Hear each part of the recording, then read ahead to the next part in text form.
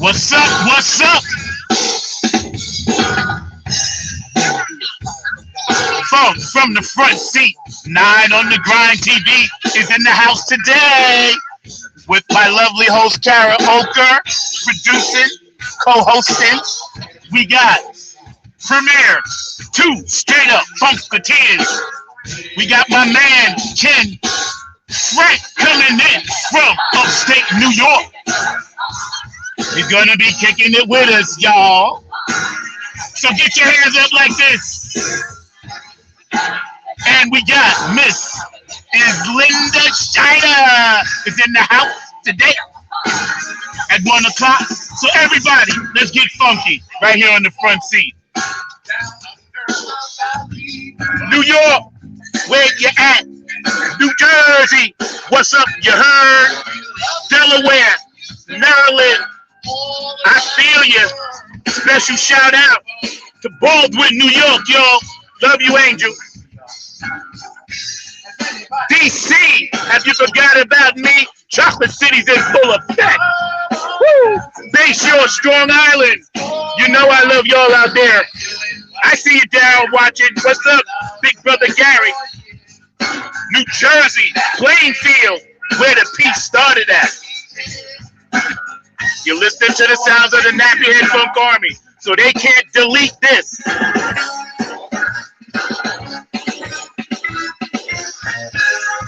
Ohio, what's up, Brenda? Woo! Yeah, man, Georgia, Q&A. What's up, Q-Dog? I love you down there, man. Florida, Leroy Coop. Karen, how y'all doing? Thanks for always having my back. Al Rashad, thanks for having my back in Florida. Philly, Philadelphia. Dr. Brookenstein, where you at, bro? What's up? Showtime, baby. Oh, California. What's up, boo? I see you out there on the West Coast. What's up, Lisa Graham up in Washington State? Yeah. Hawaii, Canada, Nappyhead, Samoans doing the Humpty Hump, doing the Humpty Hump. What's up, Louisiana? How you doing, Dr. Tawana Anthony? Texas, Philly's in the house. What's up? Kentucky, North and South Carolina. Woo, Virginia, I see my family over there. I love you. Get well, Mikkel. Happy anniversary, Brian. Australia, what's up, mate? How you doing, Carmen? I love you. Love you, Wendy. Woo! Danny's old sister, Germany. I miss you. What's up, sweetie? England, Dubai, India. All around the world for the phone. Now I need you guys to give me this.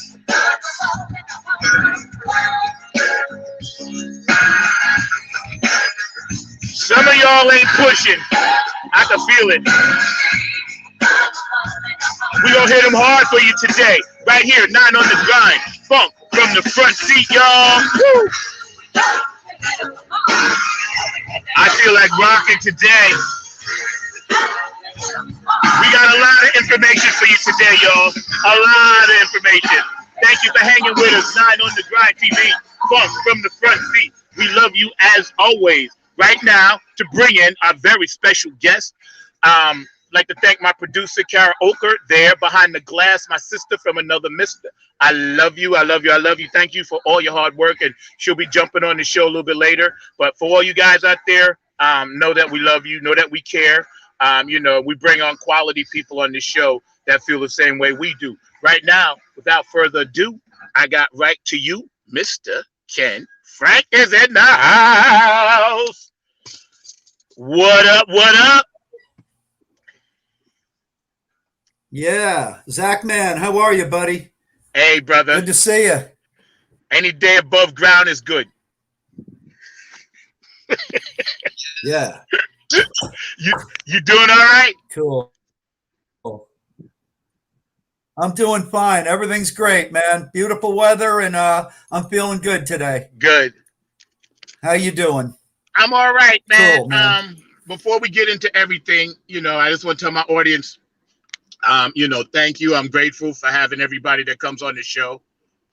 So Hey, peace, everybody. peace, love, and harmony to you. So listen, man, we were talking before the show even started, myself and Kara and yourself, and I got to ask you about this hat. Cool, man. Cool.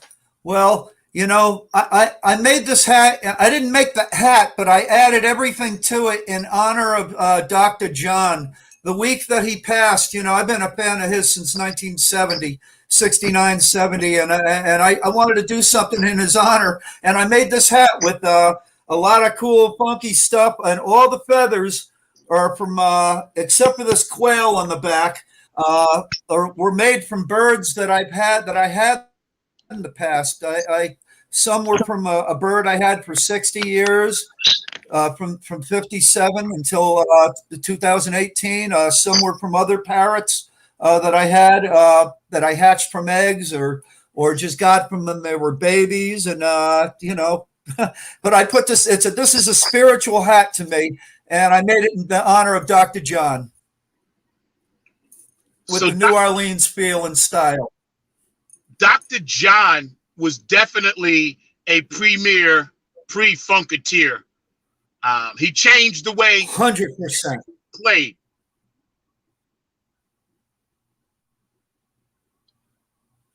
Your thoughts? Oh yeah. Well, he was a big influence in New Orleans for all those years. He influenced a lot of people. My one thought of that, the main guy that influenced him, that influenced almost everybody since the 40s, was a guy named Professor Longhair. I don't know if you ever heard of him. Professor Longhair was a piano player, singer, writer since the 40s, and he laid down the foundation for New Orleans funky music. Really did. He invented it, basically. And but Dr. John was one of the first young guys to absorb it way back in the late 50s.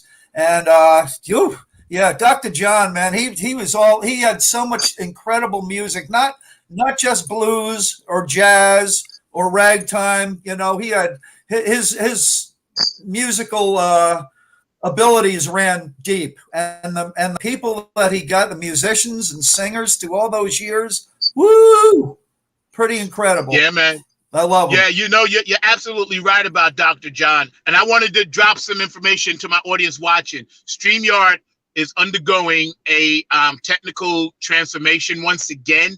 So if some of you guys can't find the link, for those of you watching, kindly copy it and paste it onto your page. It's on YouTube, it's on Facebook Live. And every time StreamYard does something, this kind of happens. So it's good. We're going to ride with it today. What do you got there, brother?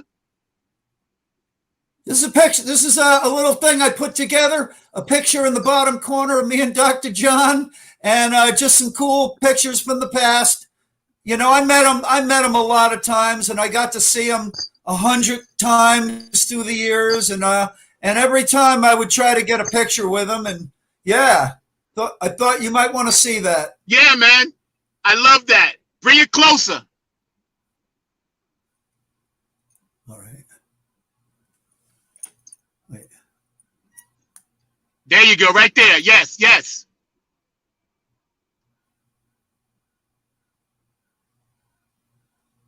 Wow, you were a youngin' right there. Oh yeah. So let me ask you something. My house. Yeah. No, go ahead. My house is filled from the ceiling to the floor, literally from the ceiling to the cat food bowl on the floor. Every ceiling, every wall, every room in my entire house has memorabilia, autographed, of pictures of people that I've met or hung out with or was friends with or worked with musically or just love. And I just pulled that right off the wall. You can see in the background all sorts of wild stuff. But yeah, my house is filled with that. I have like probably a 50 going on a 50-year collection of music memorabilia. not memorabilia, music signatures and cool pictures, posters, and just the people who I admire and love and respect, and whose music I love, and most people do. But yep. You know what's funny? It's like when we first met on Facebook, I met you through your photos and pictures. And I know coming up soon, you're going to do a photo shoot of your wall. So once you do that, I want to bring you back on, and I want to look at every wall in your house that you do a photo shoot on. We won't do that today, but we'll plan that for Ken Frank part 4, because I think you up to part 4 by the next time. Okay, well, dig this. I had the photographer come here the other day, and we made plans for the beginning of October. So he's coming in the beginning of October and photographing the entire what I have up. I have stuff in boxes and in closets I don't have room to put up, but he's going to photograph everything I have up on the house, and it's going to go exclusively to your show. Right. Hey, thank you. Thank you, my brother. You're a good man. I wanted to ask you, we got some pictures to show in a few minutes, but before we get into that, you and I were talking the other day about 2 influential Funketeers, Bootsy Collins, George Clinton. Your thoughts on Bootsy Collins and George Clinton both getting a star? Bootsy got his in Cincinnati, along with the Isley brothers and a few other important players there. And George got a star on the Walk of Fame in Hollywood. Tell us your thoughts. I'm glad they were recognized that way. It should go, Bootsy should get his on where George got his, and vice versa. So they do both places, both of them. Absolutely. But yeah, I like that. That's good. That's good. It's good to be recognized like that. Sure. Now they need to go out in Hollywood, do it on the, what do they call it? The Walk of Fame, the Walk of Fame, I guess.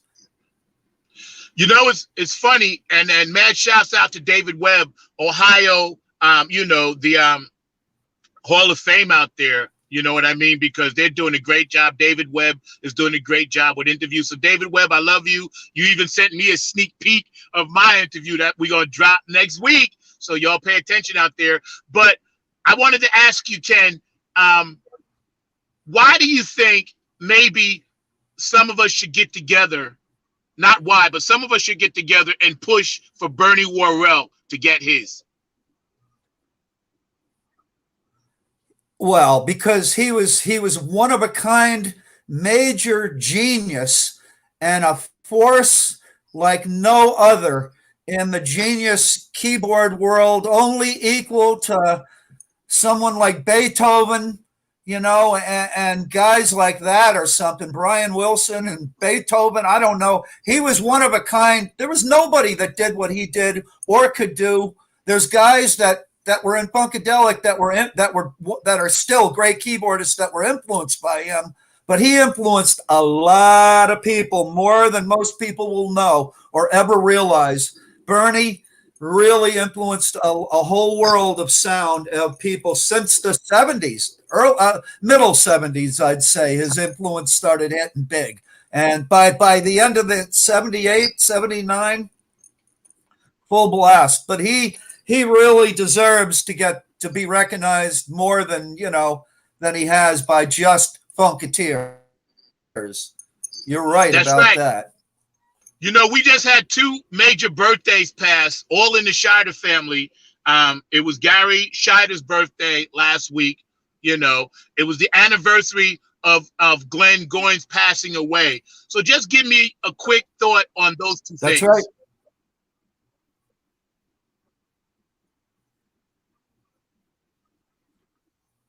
Well, of course, a big happy birthday to Garrett. I love him. He's got he's a true Funkadelic, born a Funkadelic, and he's going to live a Funkadelic his whole life. He is 100% Funkadelic.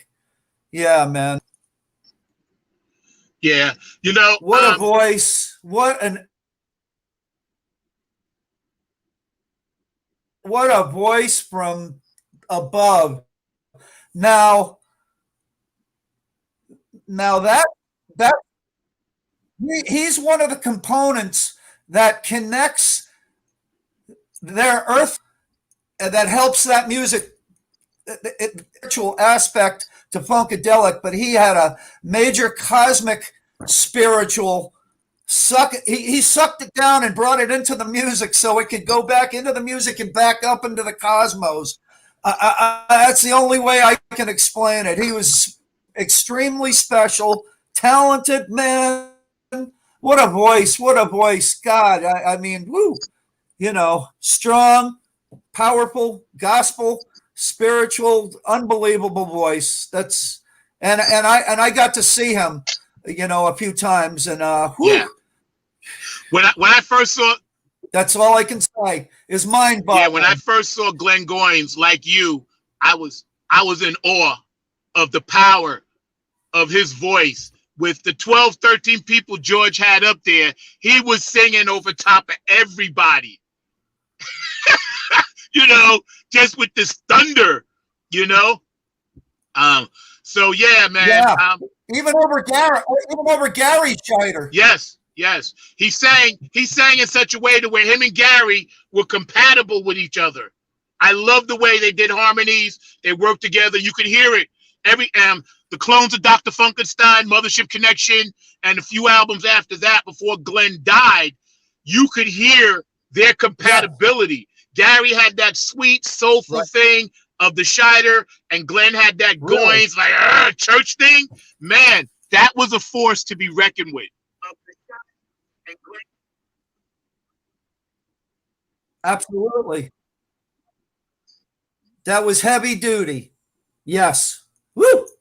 And for my audience watching out there, we're on a delay, so you'll hear us pause in between the questions. You're not going crazy out there. Again, hanging out with Ken Frank, Funk from the Front Seat. Hope you're enjoying the show, 9 on the Grind TV. Please pass this link on to others. People may be having a problem getting on. Obviously, StreamYard is doing what they do, and we have no control over that. So, before we pull your pictures up, we're going to kind of slide to the side a little bit, and my lovely producer, Kara, is going to pull up a few shots, and I want you to just kind of talk about them.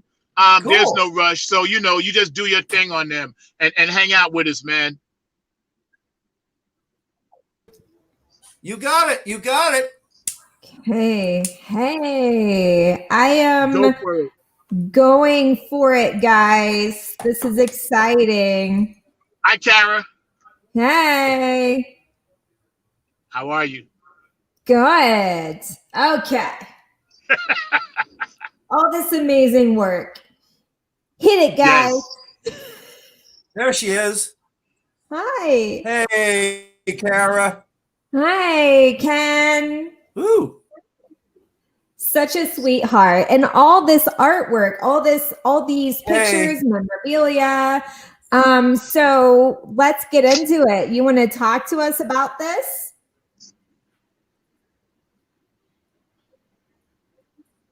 Sure. I've always felt from day one that their artwork was as important as the music. And it went together so beautifully. And that's why I decided to collect every single thing in my pathway from 1978 to this very day that has beautiful funkadelic artwork on it. And I've collected the stuff and collected it. And I was telling you earlier, what we have here is only part one. The same photographer will be back again to do part two. I'm working on it now, but I have just as much crazy stuff as there is here. But yeah, yep. So I've always, and I love P-Funk artwork. It's my favorite. I love Salvador Dali and people like that, you know. But Pedro, Ken, let me ask you a question. Out of Pedro Bell and Stozo, and even now Curtis Wilcox. Tell me a little bit about the contrast in what you see as different styles. Ozo, Curtis Wilcox. I mean, you gotta love this stuff. You gotta love it. The next one. Okay. Yes, you just tell me what I need to do, and I got you. Wait.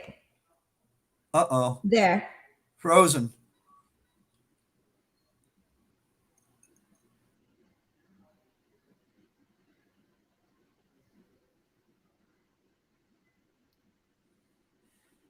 What you're looking at right there, ladies and gentlemen, 420 Funk Mob, Parliament. You can see George Clinton in the background. Today, our special guest is Ken Frank hanging out with us. Pardon the technical issues. Sometimes there's a storm on the East Coast. But my lovely host, Carol Oker, and I, if someone right now, at this very moment, Dr. Brookenstein, how you doing, man? Please pass this link on, Dr. Brooke and Larry Funkster Jones. StreamYard is playing games, so pass it on to everyone, please. Who wants Kara free tickets? Yes. Who wants free tickets, guys? We've got tickets. You want to talk about these free tickets, Zach? No, I was gonna invite Ken, right? To if he can, if we can have someone tell us who did the Parliament cover to the lower right-hand corner, they will get 2 free tickets. Ooh. So stay active on the thread out there. We giving them away. Yeah. Oh, hey, thanks, Dr. B, by the way. What up, guys? Who did that cover on the bottom right? Anyone want to tell us?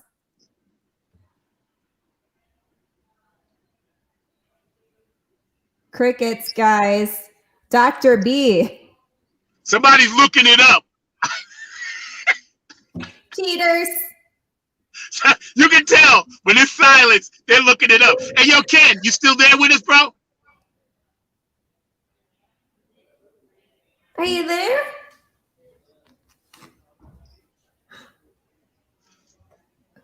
We can't hear you. Over to Lloyd, Dr. Brookenstein. Oh, yeah. Hey, Ken, I think you've accidentally muted your mic. You want to unmute your mic, Dr. Ken? I know you did, Brooks. I didn't look it up. Yeah, Dr. B is a beast. He just knows this. He gets 2 general admission tickets. I'm writing it down right here. Who gets them? David Brooks, you get the first 2. Dr. Brookenstein. Your tickets will be at will call. Can you hear me? Yes. Welcome back. Can you hear me now? Dear friend. Welcome back. Can But Brooks, you part of the band anyway, so you're going to be there anyway. Can you hear me? Yes. Yes.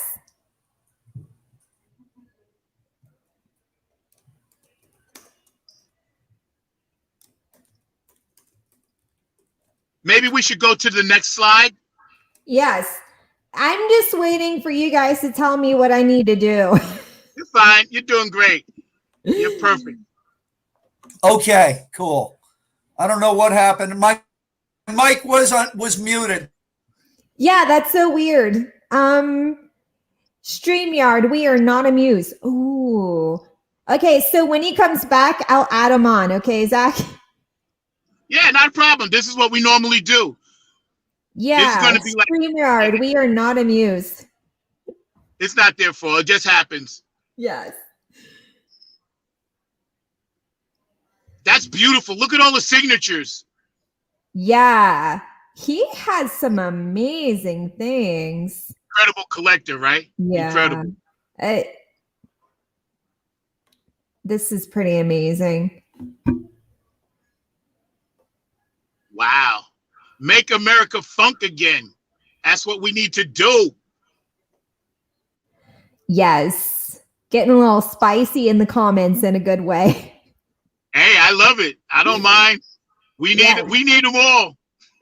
Mhm. You know our motto.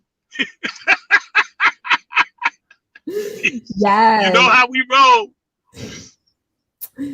Yes. So I don't know. I'm gonna keep an eye out for him. But do you want to keep rolling? Yeah, let's keep it rolling. We on the clock. We good. He'll get back in when he can get in. Oh, look at that. I love that one. He's like, "What up?" and he's modeling. Now that's relatively new. I can tell you that. Yeah. Yes, because I know that album cover right there of George, that was done, but I think I just saw it posted like a brand new post. So I don't know what year that was, but it's beautiful. I love it. Yeah. Beyond. Look at his Yeah. face. Extremely beautiful. And for everybody out there watching, my beautiful co-host Kara Oker is here in the house with us. We have our guest Ken Frank, and don't forget 1 o'clock. We have the lovely Linda Scheider coming on to get into a little political commentary with us.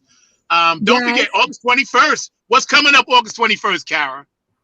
Oh, just this little thing you're going to be a part of called the Crab Feast. You're going to make America funk again.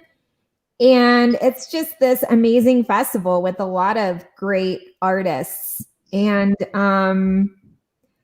yours truly, Zach, and the rest of the Nappy Head Funk Army, y'all are going to be a part of it. And so excited. This is going to be great. So excited. It's going to be a lot of fun. You guys stay active out there on the chat line. We just gave away our first 2 free general admission tickets to Dr. Bruckenstein. So now we're going to give away 2 more. I'll let Kara decide when they pop out. I know. Okay, fine. We'll wait a little bit. That's pretty. Yeah, we can wait. So I love this. I don't know. This is amazing. Just combing through all of this because it really is so signature, just like funk music in general. And so if you're not familiar with this side of funk music, it's just, I don't know. It's just so awesome to see all of this. Yeah. You know what was cool? Yeah. When I was a kid and all of this stuff was happening, I knew, and a lot of the true funk soldiers knew, it was going to be something special because all of the artwork, no matter it was rock or pop or whatever, these guys that did all those great albums, they were truly making posters and albums that would span a lifetime. And I'm grateful to each and every one, especially in the Funkadelic, side of it, and the Parliament side of it, and the Bootsy Collins side of it, because that artwork, I got to tell you, Kara, got me through a lot of hard nights. Man. You look at it, you listen to the songs, you flip the album over, and you try to understand, there are other people like you, Funketeers around the world that may be feeling sad or lonely or whatever. And that artwork, man, got me through a lot, man. Just by reading, it was so much to read. By the time you read a full album, a couple of hours had went by, and you kind of forgot about your problems. Also, we used to roll our weed on those albums. So it was a double-edged thing.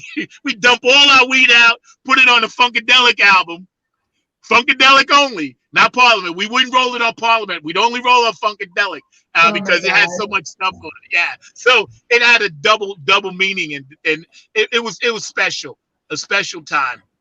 We're hanging out with Ken Frank today. We'll have Linda Scheider coming up at 1 o'clock. He's having some technical. Yeah, my vacant face with like a million expressions. That's me texting Ken. I know what you're doing. Yeah, I can't. Yeah, my face. I can't change my face. It's like I totally got you.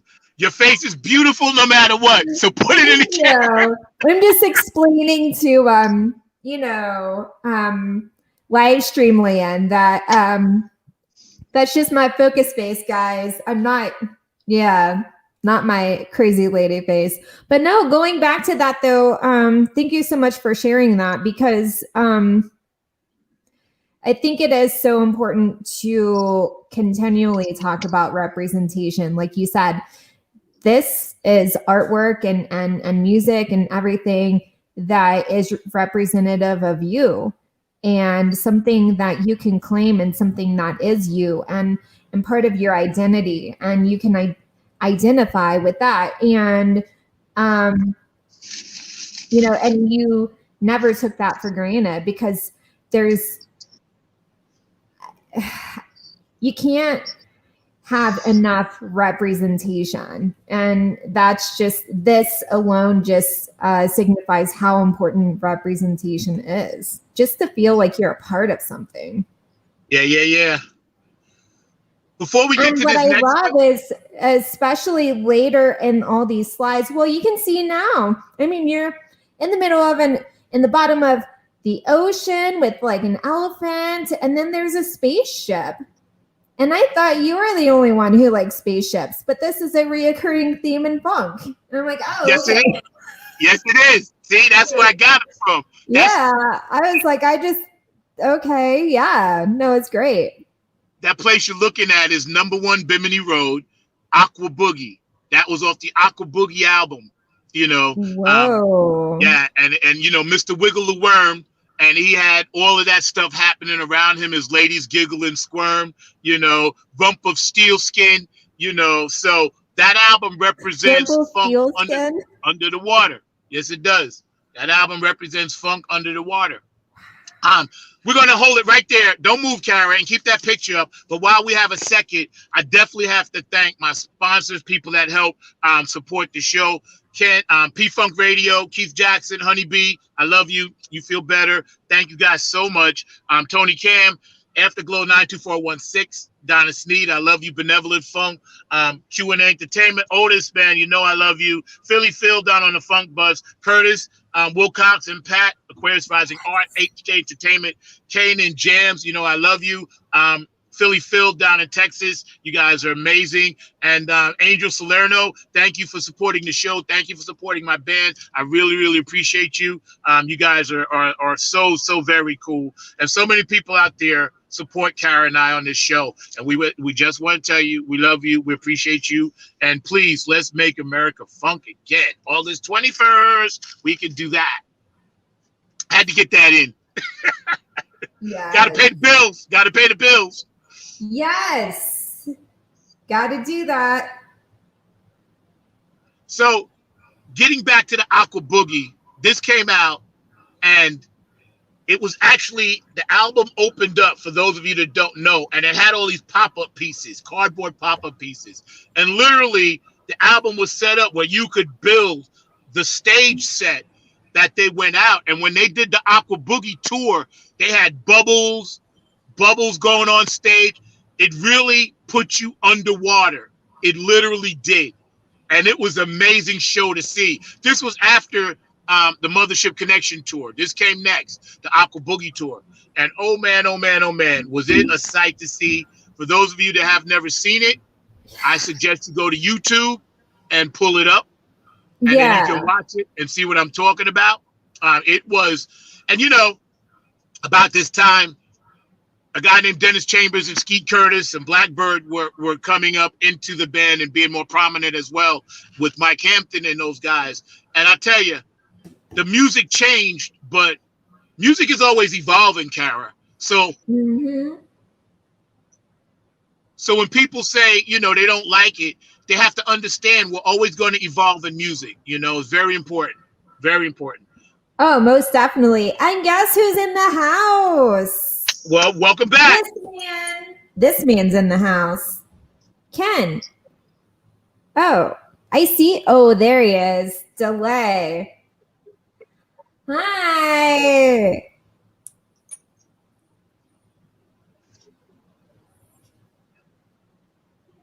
Welcome back. Hey. There you are. Yeah.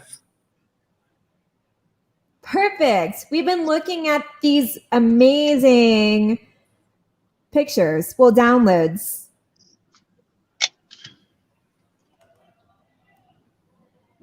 I don't know what.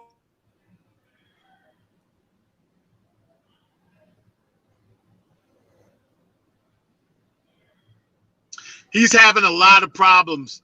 There must be really bad rain up there. Yeah. For those of you watching, we apologize for technical difficulties. Obviously, we all know what's going on since COVID, so these things are going to happen. But what we'll do, we'll try to get Ken Frank back on. If he can get back on, great. If not, we'll just have him on another time and try to, get his information to you guys. Ken Frank is a collector of funk memorabilia, not just P-Funk and Bootsy, Dr. John, Jimi Hendrix. I've seen his private collection in person. For all of you that don't know, this man is a true funk soldier.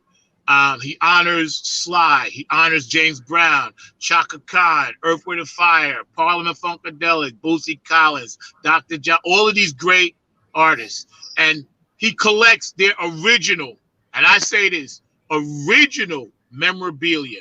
That's very, very important. He collects the original memorabilia. And what he does is he makes it possible and he shares it on his Facebook page. So when he shares this information, I would like everyone to go back to his page and re-share it because he's keeping the funk alive in his own way. All of it. Literally all of it. Not cherry picking, all of it. He's like his own historian and curator. Yes, and he is. That's pretty amazing. Yeah. He turned his house into a museum, right? Yes. That alone is deep. Yes. Let's try this again. Hold on. Are you back again? Some delays. There. He's trying. We're trying so hard. It's okay. Don't stress. Thank you. No. Yeah, no problem. I figured I'd just kind of have you hang back, then bring you forward and try it again. And left foot out, left foot in, hokey pokey.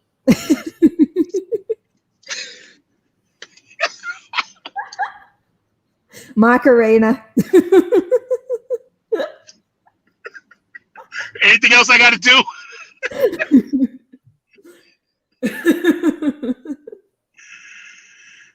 Ken, I was telling Kara, this is from the Aqua Boogie. Tell us a little bit about that.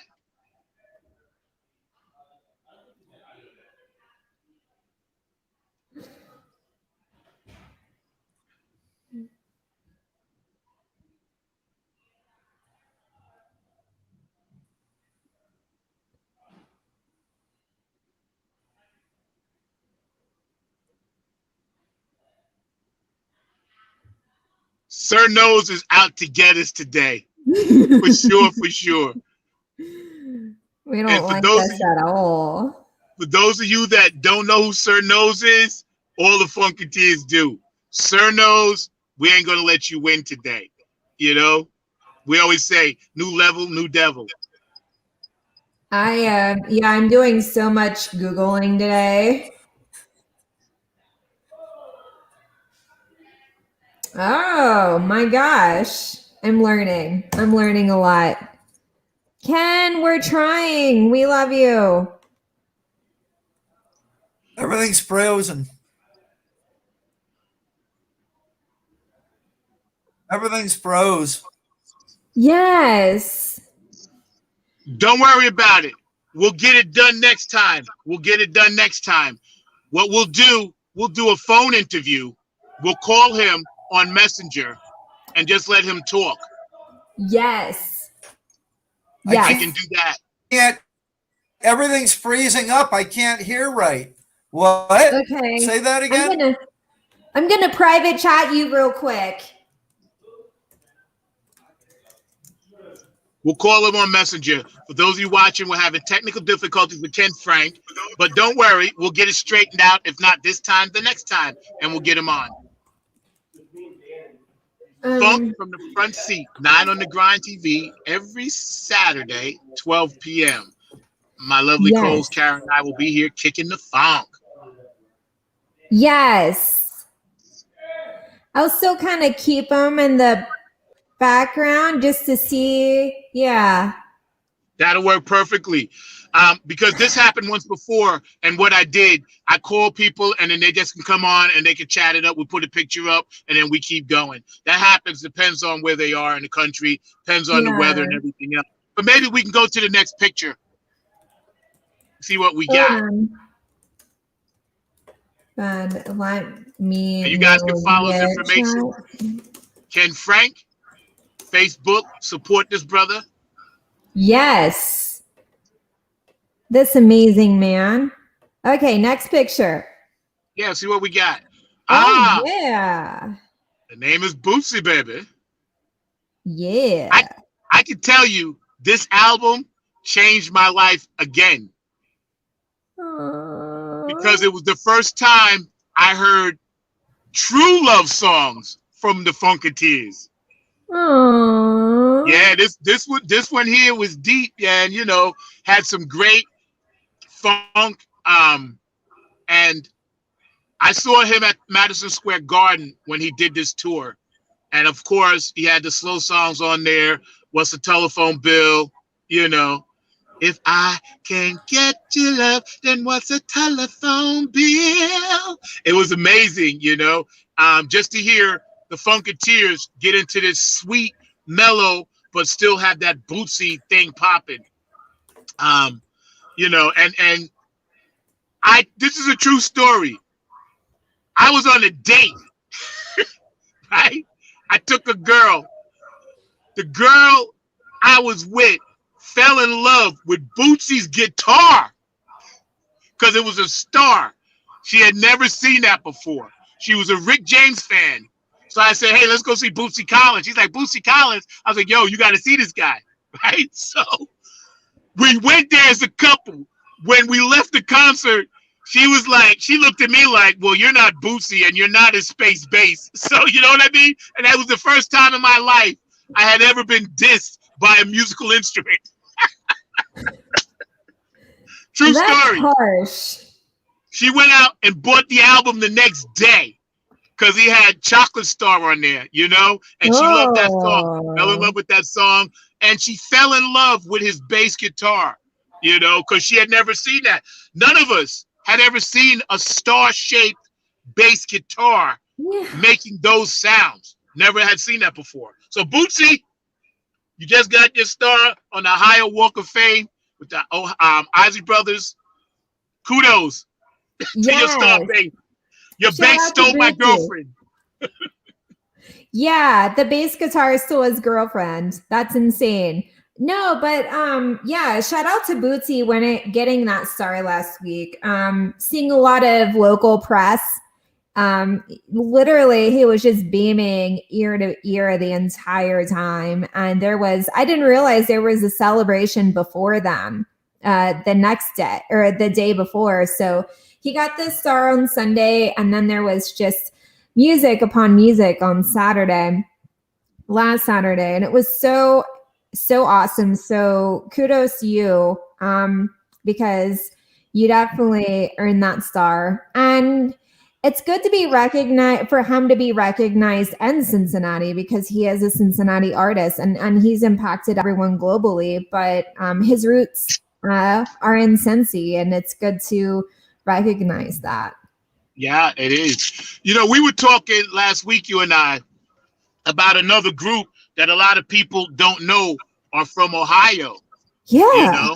I had no clue. Well, I didn't know Isley Brothers were from Cincinnati. Yep. And I live here. That's crazy. Yep. And I'm glad for these guys.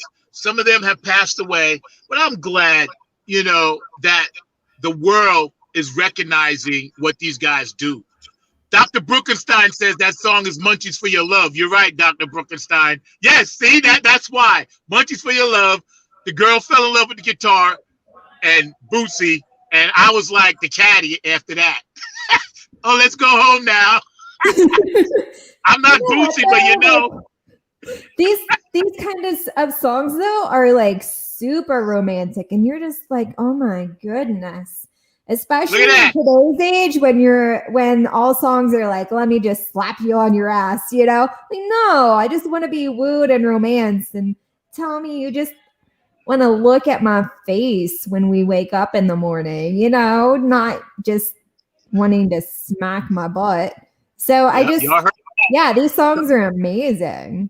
Coming from a beautiful woman, so you guys better pay attention out there. Yeah, guys, that whole want to smack you on your ass gets a little old. Right here on Funk from the Front Seat. You heard it first. You're getting pearls, kid. Yes. I'm giving you pearls. Al Pacino said, "Hoo-wah, I'm giving you pearls, kid. Hoo-wah." Munchies for your love. Oh yeah, that sounds super sexy. Yes. Oh yeah. Okay, next one. Let's roll out. I know the one to the right. Let's take it to the stage. Right now, I got an idea. 2 more tickets. What year did Let's Take It to the Stage come out? Whoever can answer that on the thread, you get 2 more general admission tickets. So y'all stay hot. Pass this information around. We're giving away tickets to the Make America Funk Again tour. Yes. August 21st. Come on. Who's on the line? And a shout out last night, Keith Jackson, P-Funk Radio was on fire. The thread was on fire. Sonia Murphy was on, Ken, Vanessa Bartholomew from up in Minneapolis. You guys, man, was so much fun on the thread last night. And shout out to Keith Jackson because he played some serious sets, man, last night. It was amazing. I don't know if he was on last night, Kara. You might have popped on for a second. But P-Funk Radio last night was lit up, man. It was so cool to see, It was beautiful. So I definitely had intentions to, and then I went to bed like an old lady. And it felt so amazing. You're not an old lady. I'm like, I could do this for the rest of my life. Just go to bed super early. Just go to bed. Yeah, and then you're not an old lady. Looking young. Mm-hmm. For those of you that don't know, that's George Clinton in his full insane insanity, funketeer manity. Funking for the world. All she wanted was a quickie. Make me happy, make it snappy. She wanted was a quickie. I mean, sometimes those are nice too. Yes. Great song, by the way. Yes, love this song. Great song. Yeah. Oh wait, come on though, guys. I haven't. Anyone know what year? What year, guys? Yeah. So that's okay. Okay, we're coming back to this. So mental notes. If anyone knows the year, let us know. Because Dr. B already won his tickets. Shout out to Dr. B. You amazing human. Yeah. Let's Take It to the Stage. What year did that come out? Nobody knows? Oh, I love this album. No, that one. Sly? This one? Yes. Love it. Kara, Sly doesn't get enough credit either. No. Besides James Brown and the Temptations, Sly was the only funk kind of outcast band that played Woodstock. And also, Sly had 5 top singles in the top 10. No one had ever did that before. Yeah. Hot Fun in the Summertime, Wanna Take You Higher, My Lady. Sly had 5 songs in the top 10 on AM and FM radio. To me, he wrote one of the most beautiful songs I had ever heard in my life. And to this day, I love it. When you listen to the words of Hot Fun in the Summertime, end of the spring, I knew she'd come back. Hi, hey. Yo, That song made me cry as a kid. Oh, Yo, I'm telling you, that song was so short, 3 minutes and 20 something seconds. But the impact that song had, I listened to an interview from Hall & Oates, and they play that song live whenever they do a concert, right? In tribute to Sly. He said that's one of the guys that started him on this writing thing when he was putting together Hall & Oates. He listened to Sly as a kid, and he loved the way that Sly wrote a song. One of the best songwriters in the history of funk or pop or Sly and the Family Stone. Yeah. I mean, I remember just listening to a lot of music with my dad when I was younger, and they would definitely be in the rotation. Yeah, it's just looking at this artwork and, you know, some things picking up for me and just memories. Oh, you know what's funny? Larry Graham, now Sly's in the Rock and Roll Hall of Fame, but Larry Graham just had a birthday too, or he's got a birthday coming up, the bass player. And for those of you out there watching that know about Graham Central Station, they should be in the Hall of Fame too. Yes. They should be in there. Whether Larry went in with Sly is irrelevant. His own band should be in there, you know? Yeah. George Clinton was one of the guys that helped try to help Sly in his career and help keep his stuff out there. Sly also did a song with Jesse Johnson, Crazy for You. You know, he did a few other tracks in the mid-'80s that was hot. And I love Sly and the Family Stone, man. I'm going to go home after this show and listen to some. Yes. And I'm going to blast it. So my neighbors, get ready. Oh, yeah. Oh. That's right. Graham Central Station, Brooks. That's right. Yes. Can you just be second co-host, Dr. B? Let's just do it. Can you just... Hey, I need a vacation. Hey, Dr. B, what you doing next Saturday? I could use a vacation. Yes. Okay. Let me tell you, Kara, when I was into this stuff as a kid, it was all on 8 tracks. You know, we could buy the album, but most of our parents and friends had 8 tracks. Yes. Those, you know what an 8 track is. I'm sure your dad rolls with the 8 track. He totally did. And what's funny is that my grandma on my mom's side had this huge, it looked like a huge long end table or cabinet or something. And in there was an 8-track. But she had polka music, which is like left field. Hey, I love polka. I love polka music. Yeah, but I remember combing through my dad's stuff and like, wow, 8 tracks. The go you, yeah. They had their day. They had their run. Yeah. Oh yeah. Look at that color.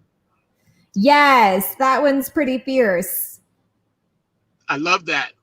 Yes. I'm loving the outfits for sure. Love it. You going to be able to make it into Maryland, or you going to be busy? You could be my guest. I am not able to, but I know I'm joking because you're going to be doing the show. That's why I was messing with you. I was like, are we having conversations that I never knew we originally had before? Yeah, Sometimes like, I don't remember talking to you about these things. Sometimes we hear. Sometimes I just let you go off into left field. Well, look, I can't help it. You're looking at how I grew up with this music. Yeah, I love it. Believe me, if I could, and then we could do like a live stream. Oh yeah, that would be amazing. Yeah. I'm loving all this. Now that's early George Clinton, pre-mothership. That is so cool. Back in the day. I love it, man. What a collection Ken Frank has. I want to thank him. Thank you, Ken Frank, for being a guest today and sharing your lovely artwork. Thank you so much. I appreciate you. Kara, any last words on this artwork before we hang out and wait for Linda? No, just thank you so much, Ken, for sharing all of this. Oh yeah, Ken just says, he just keeps getting thrown out of the site. So he definitely is trying. But Ken, if you catch this replay, thank you so much for everything today. For your files and photos and for your time and your amazing just wealth of information and. But yeah, it's just so awesome to see everything that Ken has just given us to share. I mean, like this is just amazing. Love that. Tales of the Kid Funkadelic. I love that album. Yeah. It's like we could just literally go on and on and on for hours and hours. You sent me over 100 pictures. Yes. This is amazing. And it's part 1. Dang. Yes. So, and Ken, yeah. To reiterate what Kara said, Ken, thank you for coming on. It's not your fault. StreamYard, when they go through a technical change, it usually takes one show for them to get the glitches out. And we'll let them know, Ken, this is not your fault. We'll have you back on. I apologize to the people, but we'll make sure that we get it right. Obviously, we have no control over it. Not on the Grind TV. Funk from the front seat. Thank you, Mr. Ken Frank, and we'll be in touch with you, brother. Yes, definitely. So do you want to keep going? You good? Are we transitioning? Yes, we are. And our next guest is going to be Mrs. Linda Scheider. She'll be in the house shortly, and we'll make sure that we get her on. That's right, Dr. Bree. Great album. Tales of the Kid. It's funny, I don't have a lot of the t-shirts, and today I'm supporting Joe Keys and the Late Bloomer Band, so supporting Joe Keys. Thank you, Mr. Keys, for that. You don't have a lot of t-shirts. You have nothing but t-shirts. Not a Funkadelic, not as many as Dr. Brooks. Okay. Dr. Brooks got like 10 times the amount that I got. Yeah. He got them all. I just have about 7 different variations of the same kind of black tank top. Well, you wear it well, my dear. Thank you. I tried. You do. That's why everybody wants to steal you from me. And I'm like, no. Tony Camp. Hey, we have more people on. Thank you so much for joining us. What are your thoughts? Did you see the artwork? What do you think? Any trips down memory lane? Dr. B, what's up?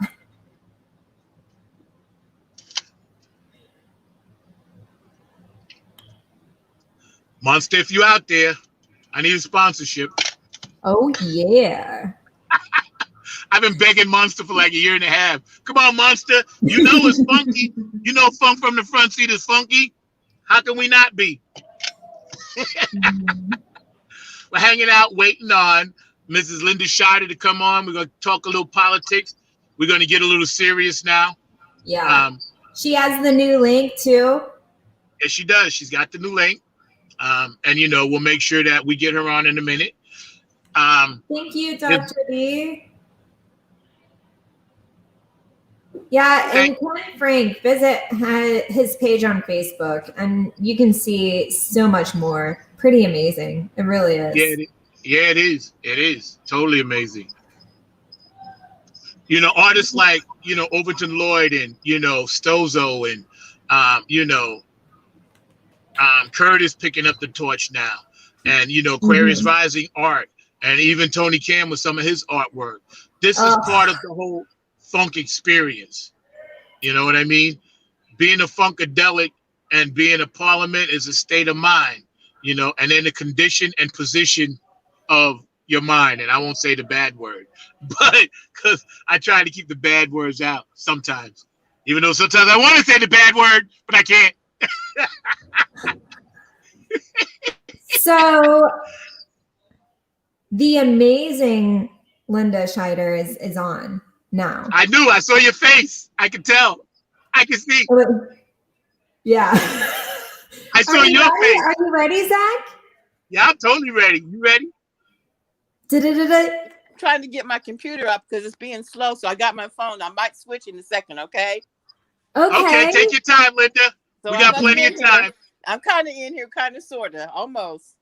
No, okay. Thank you so much for joining us. It's doing that update thing, so you know it's kind of slowing it up. So I'm on the phone at least. So I'm here.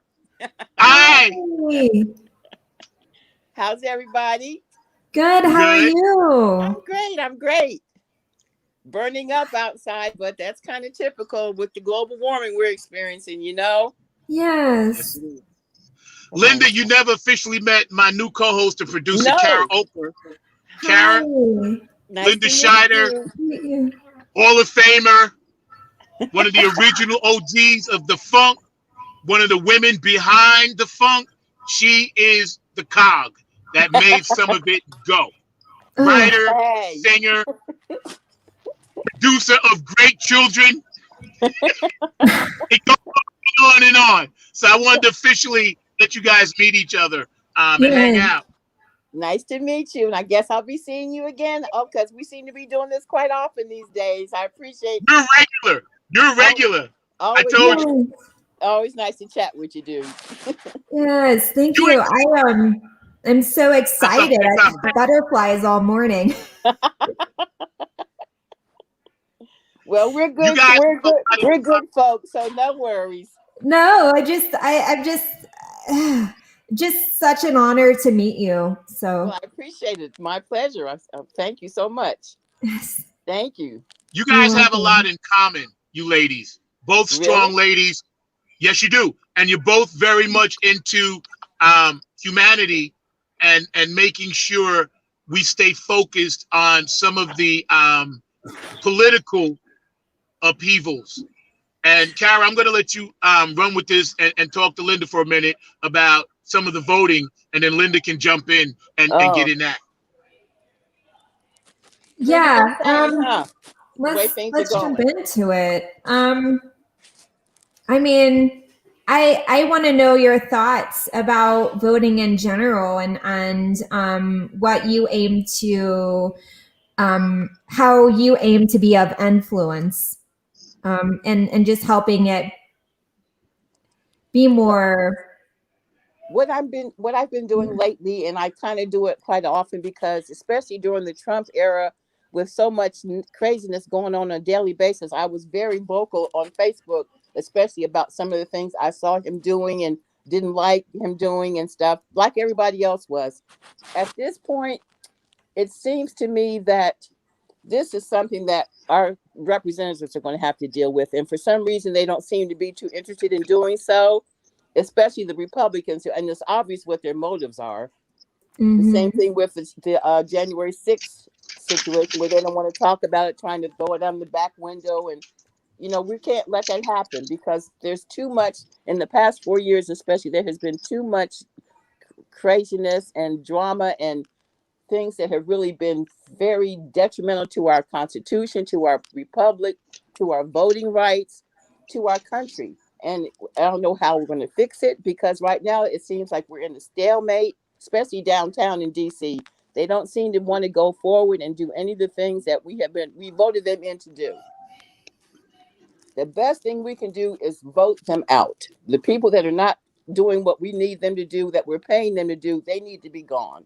However, and that's by voting. And if we can't vote them out, we're in trouble. Yes. And it's so important to know that you have a voice. Yes. If you ever feel that you are, or if you ever feel, or if you're ever told that you don't have a voice, fight for it, because you do. You have just a human right. And the more that you just fight to use your voice, do it, because you matter, you count. and nobody can tell you differently. And the more that we have a collective effort to do so, the more powerful that we all can be and just move the needle. It's just so important to move the needle, because the people who have just been talking and know that they have a seat at the table, they need to be pushed out. Yes, yes, and quickly. Yeah. We lost your video, Linda, but we can still hear you. Okay, I'm in the computer now. I'm trying to fix this to see what's going on. Okay, take your time. Yeah. Oh, here Take it is. your time. I see. I'm almost there. Yeah, she's Take good. your She's got this. And when Linda comes back on, Kara, you know, you and I were talking about something important earlier this morning. Again, hanging out with the amazing Linda Chider. Thank you for joining the show. Our producer / co-host Kara Oak is in the house as well. And we're getting into some things that we need to talk about. That's what this show is about. Peace, love, and harmony. Funk from the front seat. Every Saturday, 12 p.m. Eastern Standard Time. You will see her lovely face, and you will see my lovely face. And we're going to be on here kicking it to you with the real. With guests like Linda Chider and guests like Peppermint Patty and, you know, all the women of the funk. It's beautiful. We love you guys. And keep supporting. You call her Peppermint Patty. We call her Patty Cakes. Patty Cakes? We call Patty Cakes. Like that's the nickname that we have hung her with. Yeah, I can't say that. I got to say Peppermint Patty. And I'm happy to say that. Trust me. Linda, you look beautiful. I love the braids. I love it. Thank you. I just got back from Atlanta a little while ago, so I took a nice little road trip to see Grady Thomas, one of the original Parliaments, and he was in the hospital, so it kind of worried me, but he seems like he's doing okay. He's supposed to come for that show that you're doing next month. Yes, so ma'am. I hope he'll be healthy enough to come. I'm honored. Believe me. Linda, Karen and I were talking earlier, and she's going to mention something to you. We were talking about the amount of states, 17, right, Kara? 17 that we thought that we counted this morning are changing the laws that Linda, you mentioned. Mm-hmm. And my question to you and Kara can comment is that, do we vote these people out in the midterms and just get done with them, or do we wait? I think the midterms would be an excellent time, because if we don't, by the time the next presidential election comes on, the chaotic situation that we're dealing with now, I think it will be a lot worse. We've got to get them gone. They have to be gone. They're not doing their job. They're doing more harm than good. We don't need them anymore. They need to, especially like the old dogs like McConnell and that bunch, all these old white guys downtown running the country, running the world, and doing such a bad job of it. They need to be gone. And what's sad is that these people that you mentioned are all the vehicle that drives the fear of a specific category or demographic of people in the U.S., and which is driven by a specific media source. And it's just so frustrating that even exists. You know, it seems to me that they could do something about Fox. It's almost like a propaganda machine. And I don't know if the FCC has any authority to do that, but I think that never needs to be have the plug pulled on it because of what they're doing. All it's constant negativity, constant misinformation. And like I said, it's just another Trump bully puppet. Yeah, and it's typical gaslighting behavior. Anytime that anyone goes against that and says, check yourself, then that is wrong. Just the sheer fact of standing up against it. No, you're the fear mongers, you know. No, that's gaslighting. Stop gaslighting. Yeah. And that's what it's you're just doing. a typical oppressive patriarchal behavior that just needs to end. It's not healthy for anyone. Yeah, that's true. I agree wholeheartedly. I know, Kara, you told me something that I was not aware of because I missed it this week, and you and Linda can chop it up about the conversation that was overheard that Donald Trump had and what he said about what he just needed to do about the lies and just keep spewing the same thing. You was telling me that this morning. Oh, that the Department of the DOJ confirmed that Donald Trump did indeed say in December, all you need to do is say that the election is rigged, and I've got it from here. Like they've confirmed that he said that, and that led to the Capitol riots. Well, God, he was saying it for months to anybody that will listen. The bar, the Justice Department, even going down to the state level. They say he was calling secretaries of state all over the country with that same spiel. You know, the election is rigged. You know that there's more votes for me. You know, I won this state and you guys need to find them. And that stuff that's going on in Arizona with that company that's supposedly recounting the votes for the 4th time in Arizona. They're getting ready to do it, I think, in Pennsylvania. It's just become insane. It's just insane that he's still riding on that lie. And all these people are still believing it. It's crazy. I just don't understand. I see us going back to it's almost like the 1950s again. You know, Jim Crow 2.0, that's what I see. It's real. It's real. And it's scary because we don't know how it's going to end. Yep. If we don't get these guys out of here, it's going to get worse. I swear, I think it is. Yep. And both you ladies, obviously being women, are in the minority pool as well, be you black or white or whatever, right? And you're right, Linda and Kara. We have to pay attention to the midterm elections this time around. Everybody out there, please take the 1 or 2 days to understand your local politics. Very, very important. I know, Kara, you're a big advocate for the homeless. You know, I know you are as well, Linda. That's why I said you guys have common. Kara, you fought, you've been involved in electoral processes, working with people. So tell us a little bit about that and share that with Linda. Yes. So last year, especially, there was an initiative to be for a charter amendment to be put on the ballot for the city of Cincinnati. You know, going along with the notion of defunding the police, but just literally laying it out and essentially just saying reimagining public safety.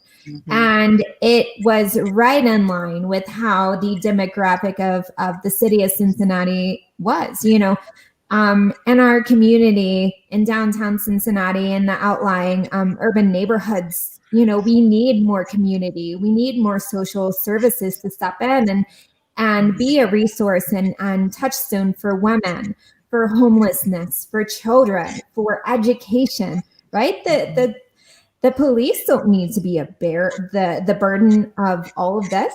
So why are they still this now? And it was this initiative. And what's interesting is that people are like, okay, so if you want something to happen, you need to get it put on the ballot. But what they don't understand is that you can go to the ballot and you can get a petition and you'll take it to the Board of Elections.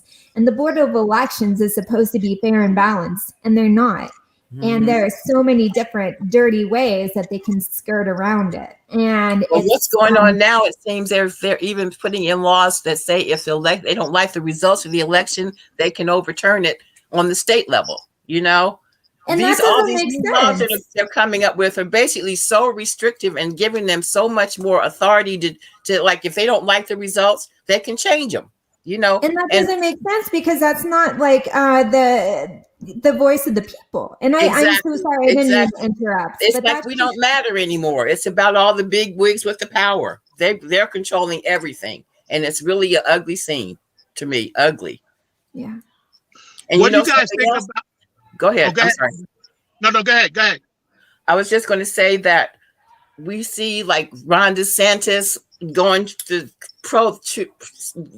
way over to the extreme about the masking situation and the fact that they have so much COVID in Florida, and he's like making it even more easy to spread it, saying, I'd like to see my kids smile. I know you do too.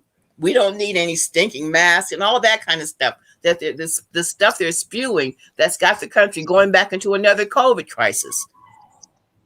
All this I was going to mention that is just way, way out of line. Way too much. I was gonna ask you that.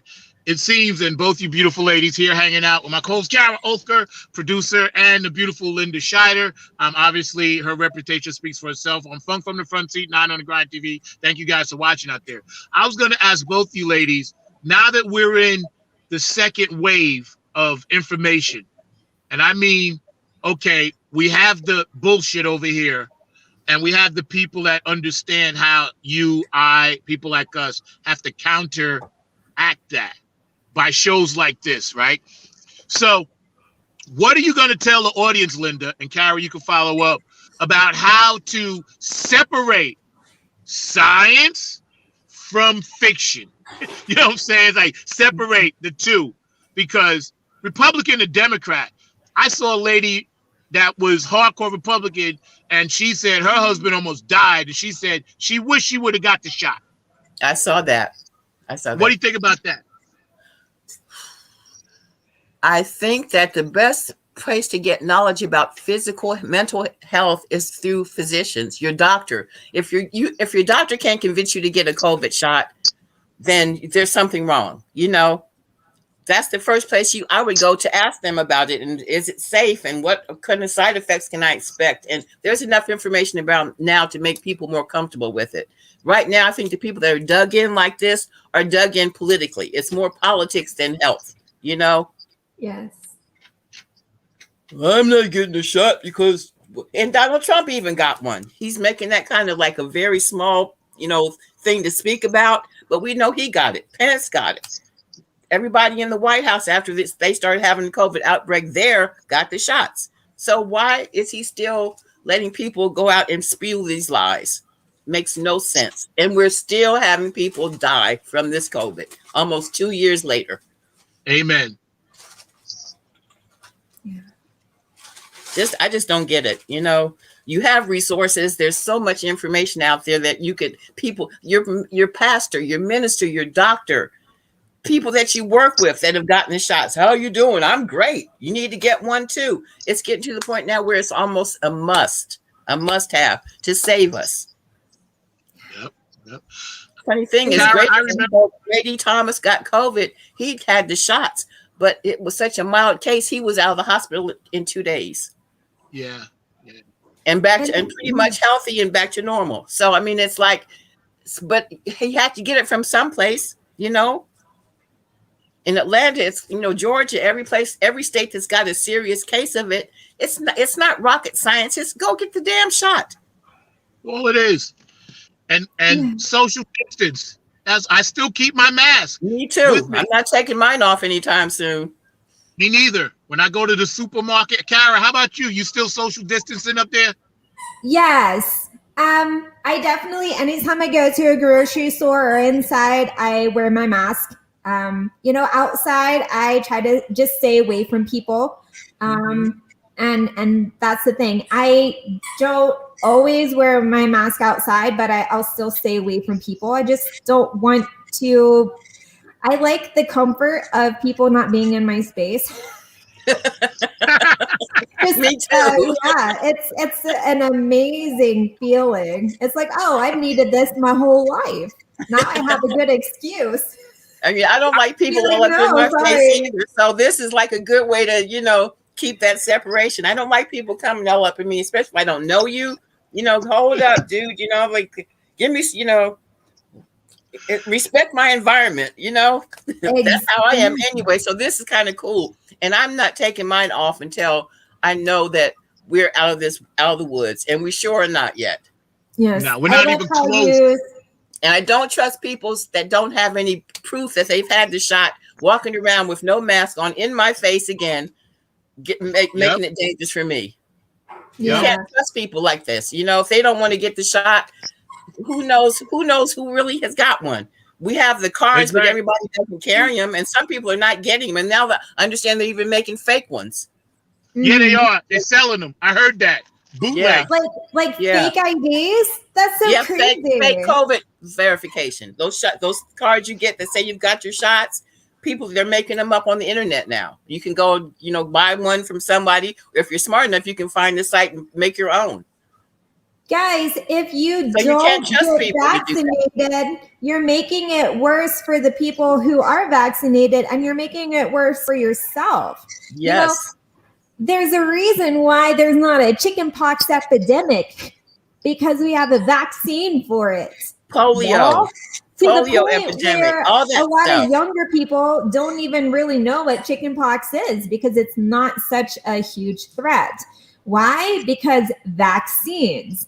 And it is, I agree with what you said earlier. You just have to depoliticize this. It's not a matter of politics. It's about health. It's about your health. And that's it. And valuing life. I often think that, ladies,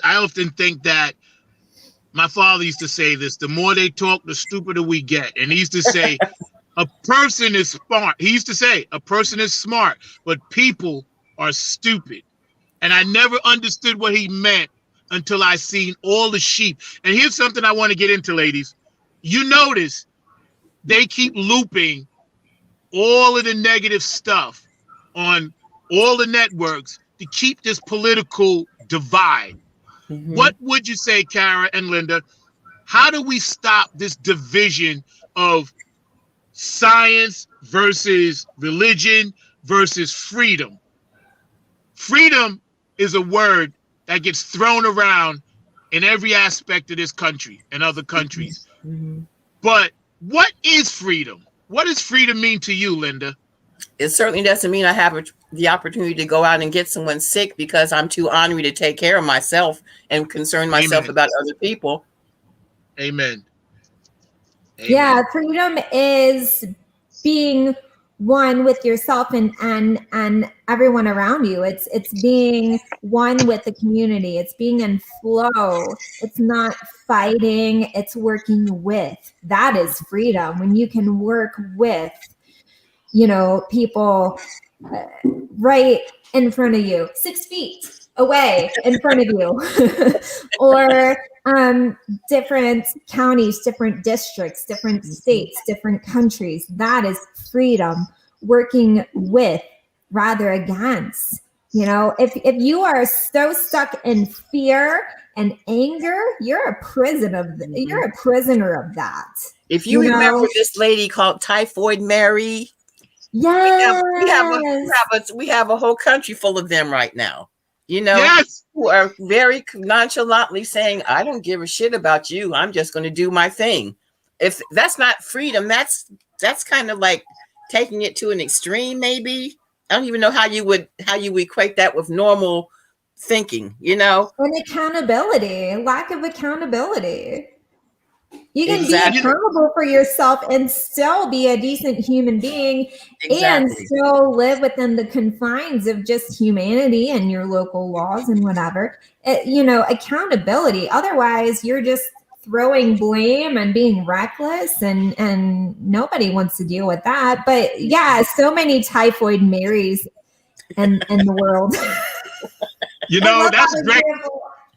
I love that. Like I said, Linda, we have 70 million or 70 million people that are doing this. These typhoid men, we have a lot of them. It's not one person anymore. It's half this country, and that's kind of it's scary. It's scary and ridiculous to be so stuck in that kind of mindset. Yes, it is. One thing I want to touch on, ladies, and you guys do an amazing job. Thank you both. Kara Oker, my producer / host, Linda Scheider, the great Hall of Famer. Shout out to Gary, because I know it was his birthday, and I also know Marshall, right, had a birthday. I didn't forget. I got you. But what I wanted to say, Kara, Linda is one of the most sweetest, kindest, beautiful spirits in the funk land that you will ever meet. And I'm so glad I could make you guys make this connection, because for some reason, God is telling me you guys will be like peanut butter and jelly. Because Linda, and you know what? I'm from Columbus. So, we're just nice people. The way we grew up, we were raised to be friendly and social and say hi to people we didn't know and that kind of stuff. And when I moved to the East Coast with that kind of framework, I would say like, hey, I love those shoes you have on. And girls would look at me like, what's your problem? And I had to learn to like temper that down a little bit because the East Coast is not that open and friendly. You know, it's very dog eat dog. So once I moved here to the East Coast, I had to like temper that because I was, you know, like oh, peace and love, all you know, all this kind of stuff. And people would look at me like I was some kind of alien. So I had to kind of, like I said, temper it down a lot to get along with and be in the environment I had been put into. Don't like it, but it's what it is. I get that. I'm from Indiana, so not too far from Cincinnati. And I love it because it's the same way, only we're a little step further. It's like, hi, how's it going? Do you want me to make something for you? Want some biscuits? I can make you biscuits. Okay. Do you want, like, you know, so it's like, oh, let me get you some sweet tea that I made this morning. So like, it's just like, how's it going? Yeah. And that's how we rolled. And, you know, so that's I think my personality kind of like, it hasn't changed. I adapt to my environment, but I'm still me and I'm always going to be that person. I love it. Yeah. I love interacting with people. And as a writer, I find that that's how I get my information, my subject matter, dealing with other folks and where they're coming from and how they respond to things and what's going on in their minds or their lives at the time. That's fodder for my writing. Dr. Brookenstein says you're so sweet. Angela, how you doing on the West Coast? Love you, boo. It's like, it's funny you mentioned the East Coast, West Coast thing, right? Because I have this conversation a lot of times with people, and I'm like, I'm just being me. I ain't trying to be all East Coast, you know, grump, but that's just yeah. And you know what? I'm serious. This is true. It has a lot to do with we're always in bad weather on the East Coast up north. Always. We only get about 3 good months of good weather. So when you're in the rain or the cold all the time, it kind of puts a little grump in you. But well, you know, in Columbus, we had snow like up to, you know, where you couldn't even see over them. We walking to school over snow drifts that you couldn't even see over. So it's not that. I think it's just how you're raised, maybe. I don't know. It's just people from the Midwest just always, from my opinion, and from traveling as much as I have, they just have a different vibe. You know, yeah, they do. Yeah. Can't blame it on the weather because we got terrible weather in Ohio all the time. Yeah, it's crazy. You know? It's like any given second, it's like it can be 90 degrees, then you need a hoodie, and then you need some rain boots, and then you need a t-shirt, and then you're like, I'm over this. I need to take a nap. It's exhausting. Peel off according to the environment, whatever's going on at the time. Yeah. In addition to that, I was just gonna say we're always fighting to get in the subway, bus, or cab. So that gives us, you have to fight. Literally, if it's rush hour. New York, for sure. In New York. If you don't get your way on the subway, you ain't getting on. So it's always you know what I'm saying? So that's what makes us what we are, you know. But the beautiful thing is, there's people all around the world watching this show, and thank you guys for watching Funk from the Front Seat, Not on the Grind TV. The beautiful thing is, what I was going to say before, somehow I know you and Kara are supposed to do something with this political thing, and I just don't know what it is, but God wanted that connection. And what I was going to say, Linda, Kara is one of the sweetest people I know. Whenever I pick up the phone, she's there for me. Yeah, she's awesome, man. So I'm glad you guys did that. We're going to mention something about the funk, Linda. And I know you've been working on some projects with Donna, Afterglow 9 to Benevolent Funk. So tell us a little bit about your trip in Atlanta and Mr. Grady Thomas. Well, we went down there because, you know, I have a lot of merchandise that I've been trying to sell. I make jewelry, handmade jewelry. I also have some other stuff like Gary memorabilia posters, artwork I've done. And I did a poster, one of my artwork paintings I did of him. Some different things like kids' backpacks that say I'm a star child with a star on it. You know, when they send them to school with some incentive and, you know, give them a nice uplifting, yeah, I'm coming in here because my mom knows I'm great. You know, you want them to feel good going, especially after sitting home on the computer last year. You want them to love one of those. Incentive and like, hey, I'm ready to get down, you know? So what we're doing is just getting our merchandise together, t-shirts and different things that we're going to sell. We're going to do the show that you're doing. That's the first one. We're going to do the funk ball. We went down to Atlanta to do a flea market with Grady, but the day we got there, he went in the hospital, so that didn't happen. Mhm. But he seems like he's okay. He's looking forward to coming down next month for the show in Maryland. And I think Calvin Simon, another Parliament guy, is going to come because he wants to be there for Grady in case Grady needs a little backup. So it should be very interesting.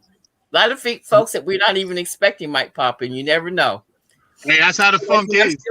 I'm still recording. I'm still doing trying to put some of Gary's stuff on digital, some of his music that wasn't released. And like I said, we've just got hundreds and hundreds of tapes and CDs and stuff that nobody's ever heard. So I've got someone in California that's been putting them on, digitalizing them, so I can release some of his stuff because some of it's so, I talk and get a lump in my throat still about some of the things that he did, especially guitar stuff that people never heard. He did one song that would have put Maggot Brain to shame. Just nothing but guitar, and it was so beautiful. When I heard him, when I heard the playback, I mean, tears came to my eyes. I had never heard him play so beautifully in my life. Give me a second. Let me get a little hung up here. Yeah, it's okay, Linda. What I was going to say, I'm glad you're on with us hanging out because Gary, when I talked to him a few times, I had a private chat with him. He was one of the most influential people in my musical life, but we didn't talk about music. And I always watched him on stage. He could fill in whenever there was a gap, plus doing all the lead singing. And when he played in such a way where he played around Mike Hampton. He played around Bird. He knew how to orchestrate. And I'm always telling young guitar players, listen to how this particular man, his gift, how he orchestrated his voice on guitar. Because like you said, he could have easily been that, but he gave of himself and made less more by orchestrating in between. And when we as Funketeers, we get teared up because we know. And I'm so happy to have you on the show with Kara to help keep the funk alive. One of his greatest sayings, something he said a lot, was "I'm no better than my surroundings," and another one was "Get in where you fit in." You know, he taught me not to do too much at the wrong time, and when to do too much, or when it was time to fill in something or not fill in something, like let it breathe. He taught me so much about writing and playing music and creating songs.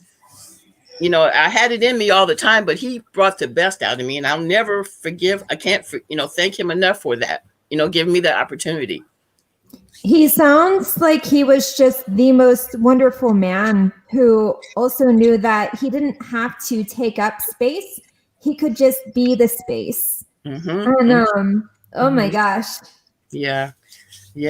He was a great front man, and he was always willing to push you, help you figure out what you were trying to do. If you couldn't figure it out on your own, he was always open to giving people advice. He was a great guy, and I still miss him. It's been 11 years, and I still miss him every day. Crazy as that sounds. Yep. No, it doesn't sound crazy at all. He was your love, your guy, and my soulmate, for sure. Yeah, I know when I picked him up, it was me, Amuka, and I was bringing Amuka back, and I told you the story, Linda, and he was in my car sitting in the backseat chilling, right? And he's the only person I ever let smoke a cigarette in my car. He said, "Can I smoke?" He was very respectful. I said, "Yeah, go ahead, man. You Gary Shiner." I was nervous. I felt like, oh my God, I'm riding the chariot, and I got the God in the back, right? And he taught me, because we listened to music, and he knew I was a drummer, and he told me the formula of how to do it on that car ride home. And I'll never forget the kindness. And he said, "Listen, just do your own thing." He was so personal. And seeing him on stage at the Garden, and then on posters on my wall, and then having this man in my back seat, I was good. I was like, oh, it's okay now. I've done this thing, and I'll never forget his kindness. Most of all, it's a wonderful thing when you're allowed to do something that you really love.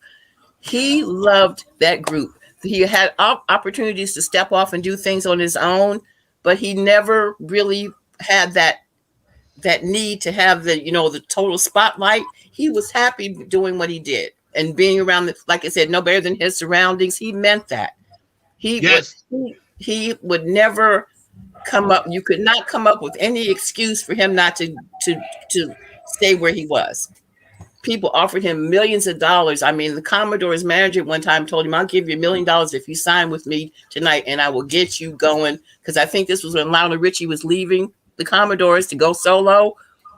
And he looked at him, and I looked at him. My eyes got big, and he didn't jump on it. I said, "Why didn't you even talk to him about that?" He said, "Look, I'm fine where I am. I don't need that."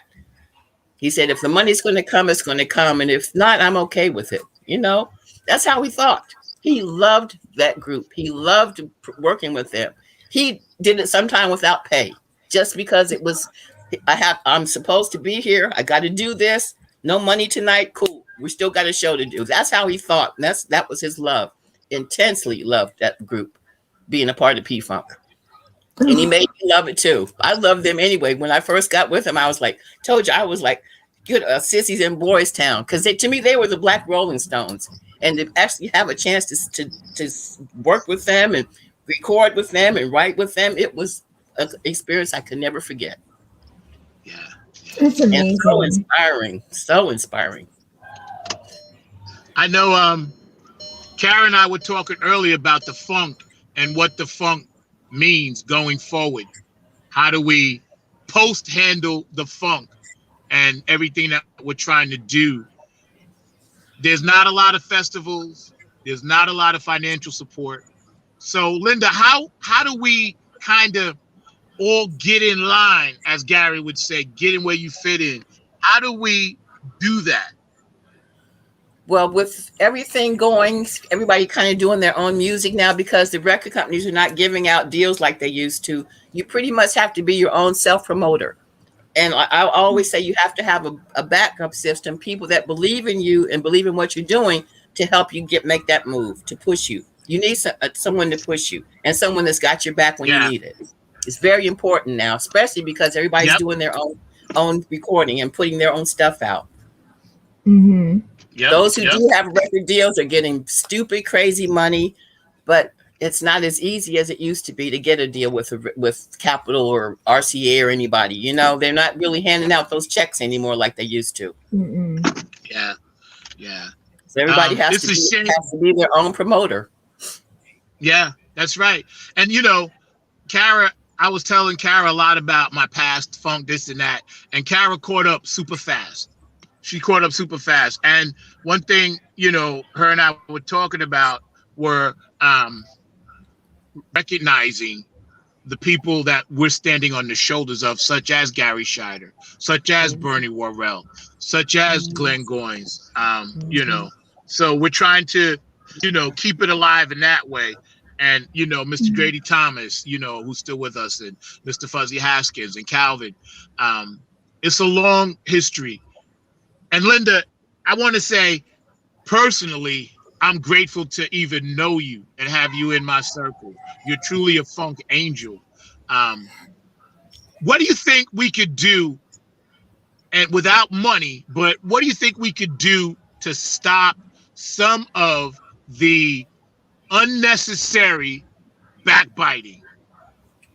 That's very important to me. What do you think we could do? Because I want to do everything I can to make funk this round thing instead of you're on this side, I'm on that side. I hate this, I hate that. That is something I just can't really answer because it's so prevalent, especially in our group. It's like, people, it's like, I call it the crab in the barrel syndrome, where nobody wants everybody to crawl up on top of them and get ahead of them and stuff. And nobody's willing to give you a push to help you do it, but they don't want to see you do it on your own. I don't know the answer to that because I see it still going on all the time, especially with the girls for some reason. It's always been extreme competition, trying to backbiting and all that stuff. And that made it difficult. In fact, the best times for me on the road with P-Funk was when I was out there by myself and didn't have to deal with all that. Yeah. And before Jessica, after Jessica left, and before Belita came in, I was there by myself, and it was the most peaceful. All the even guys say, "We just love you out here. We don't have any problems with you. We don't have to worry about you running home telling tales on us and stuff." I made it comfortable because I wanted it to be okay. Wanted them to trust me and work with me and be comfortable doing so. It wasn't always like that with everybody. Yeah. And there's always an agenda. Somebody wanted to have crying for a spotlight, or I want a solo. I didn't need one. I'm good where I am. I'll do my own stuff on my own time. But in this group, I'm part of the whole. I'm not trying to get pushed into the front and have all that extra stress on me. I didn't need it. I was good. I was fine where I was.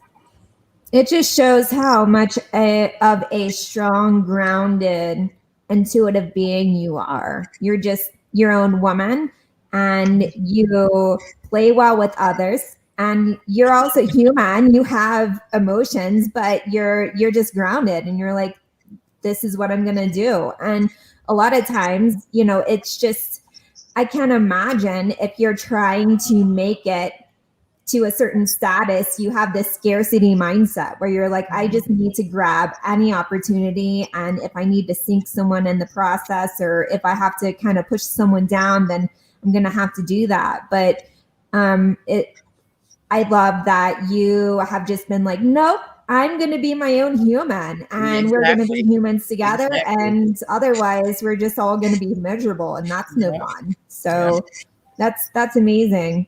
I felt like if I could do my own music, and when I did that, I was fine with that too, being the lead and having but that was my stuff. So I had the right to take control of it.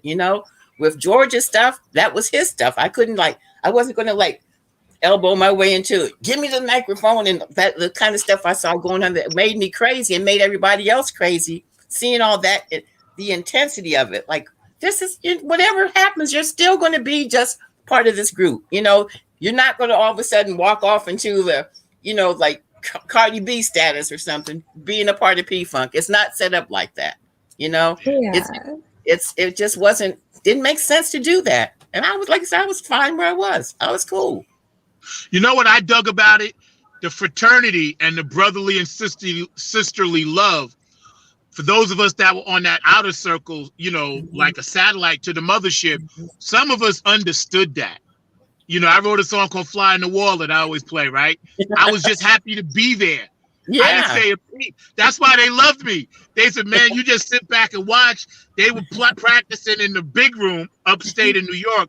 I was in where the cafeteria part was. And, they told me, hey, listen, you can't come in here all the time. Sometimes we need this. But then sometimes Pete would be like, come in and watch what we're doing. And I respected all of that, And I sat down at the table once having lunch with all of them in 98. And, they made me feel like, okay, you're here now. So you go do your own thing, but we always got your back. And it wasn't about money. Of course, I was a fanboy, but I felt more like not an equal, because I would never be equal to them, but I felt accepted, because they said, wow, you just a quiet kind of dude. And I said, yo, I'm learning. I said, I'm watching everything. He said, yeah, we see you watching everything. I said, because I'm figuring it out. And I told Kara this once about hanging out with Bootsy and them, and how they made me feel baptized in it. And I'll never forget that. And I will carry this funk thing until the day when I have to leave. I'm going to do it hard, Linda, I have seen groups where you can't even you're not allowed in the dressing room or backstage. We were always, come on, sit down, smoke a joint, have a drink, hey, sit down and just kick it. As long as you felt comfortable, we felt comfortable with you. And that was kind of something I thought was special, because I know a lot of other groups that didn't work like that. Didn't roll like that. That's right. But I mean, if you were in our environment, in our space, you were welcome. As long as you weren't, giving us a bunch of crap or acting crazy or something, you were fine. It was always nice to talk music with the fans, and ask them what they're about and where they're from and what they're doing, and people that were trying to get in the business, giving them information, this is what I went through. Maybe you can try this, that kind of stuff. And it was welcoming and enjoyable. Karen, we got some comments. Could you read some of them for me, please? Yes. We have all sorts of them. You are so sweet, Linda. Awesome. Love you, Linda. We love you, Linda. Loved. Love you back. Love you back. Loved and I mean that. Loved the diaper man. Linda is truly amazing. Oh, and Zach's an awesome dude. What up? I'm trying.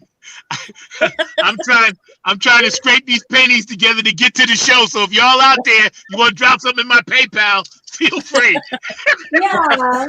Anyone want to just give them some PayPal love? Do it. Hey, reach out to them. Hand up.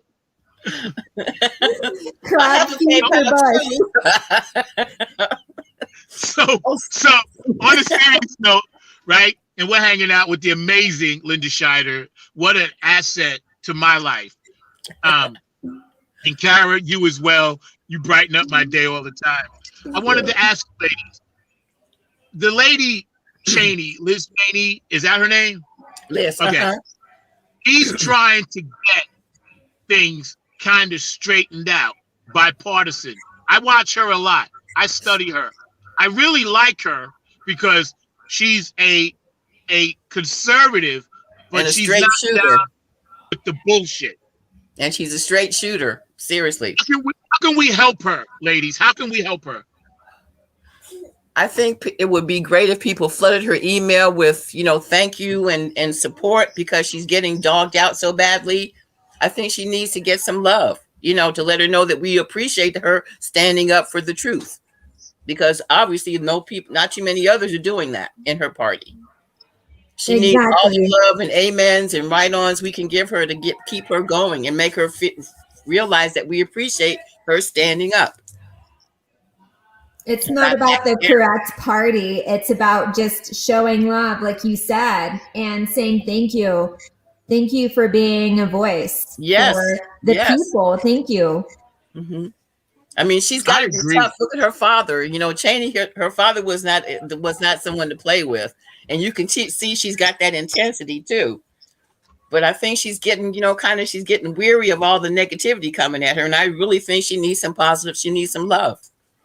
Yeah. Yeah. Do you think she should jump parties? Because I've heard that talk. What do you ladies think? I think she would be an asset to the Democrats if she did. But, these die-hard Republicans, it's kind of hard to get them to change. But Trump thankfully, he got a lot of them to walk away because of all his activities and antics. And I think that if you really care about this country and what you're doing and what's going on, you want to make a change. And that might be the change. Get the heck out the Republican Party. And the Democrats need to man up, though. They're coming off a little weak to me. I don't like how they're handling things. And I think it might be scary enough to get them out of office. I would hate to see it happen because you trust them more, but they don't seem to have that fire. And we need fire because of all the stuff that's going on in the world. I think there's a lot of weariness going on both sides and a lot of confusion. And that's the pitfalls of having a two-party system as well. Yep. And I think Manchin might end up being a Republican. He's close enough as it is. He might end up crossing the line. I don't think we miss him much because of some of the things he's doing. It's like, what are you thinking? And what? A Republican fundraiser and stuff. I think he really wants to be. Maybe he's a closet Republican. Yes, he's running Democrat because he's got the backup, got the backing. Yep. And ladies, tell me. What happened to Kamala? Where has she been? Where's Kamala? That's another thing I'm kind of concerned about, how she seems to not be visible. She's not, you don't see anything about the immigration situation she's supposed to be handling. She made one little trip and all of a sudden she's disappeared back into the background again. I got tired of seeing her standing behind him and not doing anything, but now she's not even doing that. She's just gone. She is going to, or was, or is in the process of going on a trip to Vietnam, which is the first time a U.S. president or U.S. vice president has gone over there. What the heck is she going over there for? What would be that? You know, it seems to me she would be going to Central or South America. That's where the priority should be with one of the jobs she was given. What the hell is she going to Vietnam for? I honestly don't know. I think that there's been so much heat with how she went to, Central South America first, and then didn't go to the border until later. And I think everyone's just so caught up in damage control and image instead of doing the right thing. So name the right thing, do the right thing. But I think a lot of people, especially, in the vice presidency, you're going to have a lot of heat. And the presidency, you're going to have a lot of heat, but stick to your guns and stop with this damage control. Stop doing willy-nilly random trips to countries, hopping from one agenda to another. Just, focus on the border. It seems to me, even beyond the immigration situation, she should be more vocal and active about the voting situation we're dealing with. Thank you.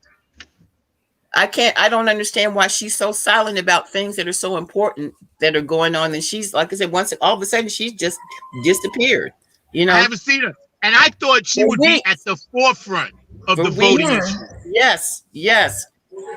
It felt that way before, during the election. It felt like, everyone's just going to be vocal about the right thing. About a lot of things. Everyone's been quiet.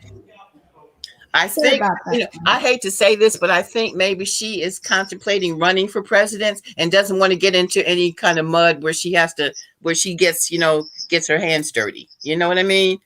I think she's trying to stay neutral or as out of the madness as possible for her shot. Let me ask you. I think if she doesn't do anything as VP that we can really put a finger on, she might not have a shot at doing what she might want to do later on. I was going to say that. You ladies, Linda, answer. I want both your answers. Do you think America will elect a woman president? Eventually, I think. If we got Obama, we could probably get a lady in there too. I never thought that would happen in my lifetime. So I feel like eventually we will. I don't know if she's the right choice, in my opinion, but there's women, there are very strong women that have agendas and have things that they're saying that really make sense for things that we need. Like Elizabeth Warren. I like her vibe. I like her politics. I like what she stands for. She seems to be a straight shooter. Yes. And the girl from New York. Real pro people, pro us. With businesses taking advantage of us. All the things that she stands for and has fought for are the things that we need. Mm-hmm. I think she would be a good choice in the in the short term. Long term, I don't know if we have anybody else I can think of offhand, but I think we will have a woman eventually. Well, here's what I like to see, Kara and Linda. Again, hanging out with the amazing Linda Scheider, my co-host Kara Oka, 9 on the Grind TV, Funk from the Front Seat. Thank you guys for watching. This is a special edition. I would like to see a woman president and vice president. I would like to see Cheney and Kamala, or Warren and Kamala. I want to see that combination. We're past due for that. And Mark Lee made a very good point. Thank you, Mark, for supporting this show about Kamala. And he says we're going to have a woman before 2028. So I'm gonna hold you to that, Mark. There just needs to be, like you guys said, there needs to be the right woman. And unfortunately, because of the demographics going from women need to be barefoot and pregnant in the kitchen, all the way to women are just as capable as men, there needs, of course, there is that, there needs to be that right woman and the right combination. But at the same time, there needs to be someone who is just willing to just go for what is right. Mm-hmm. And even if it means just going down with that ship, because that's just what needs to happen. And I totally agree. And I also think we have to consider that they're also trying to take our rights away as far as birth control and abortion rights. so that we would have to stay in the kitchen and be barefoot and pregnant, seeing that come up again. Like I said, we're going backwards instead of going forward. We're moving backwards with laws that are coming up and things that are being done in this country that just I'm sitting back and it scares me. It scares me that because the future doesn't look very good right now. It looks bleak, and I don't like thinking that this is where we're going to end up, in this mud that we're slinging at each other and all the other stuff that's going on. I just hate to see us going down that road. I agree. And I also agree with Dr. B that you should be the next president. I'd vote for you on a heartbeat. Got my vote. You got my vote. She needs a few more years. She needs some time. Mark Lee, AOC might be an interesting choice, but she needs some time. Yeah. Some seasoning. Yes. My son Garrett wanted what's her name in Georgia? God, can't think of it. Stacey Abrams. Yeah, Stacey. He thought Stacey Abrams would be a good VP. I also thought she needed a little bit more seasoning too. She needed to get her feet wet more. She's kind of new to politics. She's only been in the spotlight for a couple of years, but I thought maybe she got the governorship to step into another phase. I think she needs some more seasoning. She's a great possibility, but I don't think she's quite ready. I really don't. Yeah. Like, would she be able to endure the weariness that the job entails? Exactly. And I don't think Kamala can really handle it right now from what I see. I think she's bitten off more than she can chew.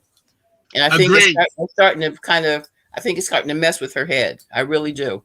Yes, and everyone that we've listed, if you need a life coach to help you get grounded and straight, deep in I got you. I can prepare you. She's got a lot of AK sisters who could knock on the door and give her some help with that too, because most of those sisters are doing very well in this world. Yep. Karen has her own business. Those AKs are her own pocket, deep in roots. So you guys out there, Karen's on point with that. She's deep doing her thing. Yeah, and it's very interesting, especially with the laws of Texas. They're doing a 1-2 punch. One, taking away women's rights. To the point where it doesn't matter if the woman dies during pregnancy or whatever, because babies. Well, if the mother dies, baby dies. So it's all just, none of it makes sense. And then extreme restriction of voting laws. And what else? It's just very disheartening. And it just makes me sick just thinking about it. And it's like, no, we do need these strong people to just stand up for what's right, not for what we're so terrified of. And the states' rights thing that's starting to pop up all over the country too. Those are the kind of things that brought on the Civil War. If I can't control my environment, I don't want to be able to deal with your environment either. We're going to go and we're going to separate. They've been talking in Texas, have been talking about separating from the union. Things like that are being thrown around. I could see we could, at the point we're at now, we could have a civil war. It's almost like it's inevitable.